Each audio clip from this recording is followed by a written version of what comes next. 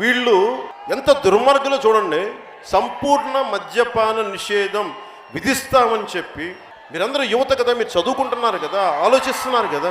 సంపూర్ణ మద్యపాన నిషేధం విధిస్తానని చెప్పిన వ్యక్తి సంపూర్ణంగా మద్యాన్ని అమ్ముతున్నాడు, కల్తీ మద్యాన్ని అమ్ముతున్నాడు. ఆ పెద్ద మనిషి అసలు మద్యం మీద మాకు డబ్బే అవసరం లేదన్న వ్యక్తి ఇప్పటికీ నాకు తెలిసి 6 నెలల క్రితం, సంవత్సరం క్రితం 24-25 వేల కోట్ల రూపాయలు ఆదాయం సంపాదించారు దాని మీద. మీరు ఏం చేసినా జిఎస్టీ కట్టాలి కదా, కానీ మద్యపానానికి మటుకు అన్ని జిఎస్టీ లేదు, క్యాషే అంతా. ఈ క్యాష్ ఎటు వెళ్తుంది?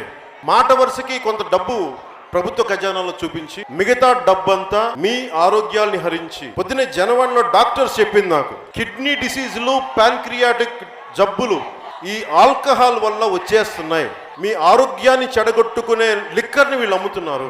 నాలాంటి వాడు ఏం చెప్తాడు? ముందే 2019లో నేను ఒకటే చెప్పాను, మద్యపాన నిషేధం కుదరదు సంపూర్ణంగా.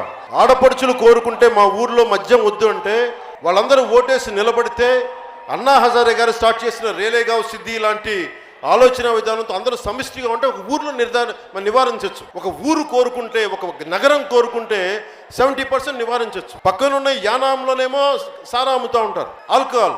ఎలా మీరు స్మగ్లింగ్ నివారించగలరు? ఇవన్నీ తెలియక, తెలుసు. బ్రాందీ కానీ ఆల్కహాల్ తాగే ప్రతి ఒక్కరికి చెప్తా ఉన్నాను, మీ ఆరోగ్యాలు పాడైపోతున్నాయి. మీరు వైసీపీ మత్తులో బయటికి రండి.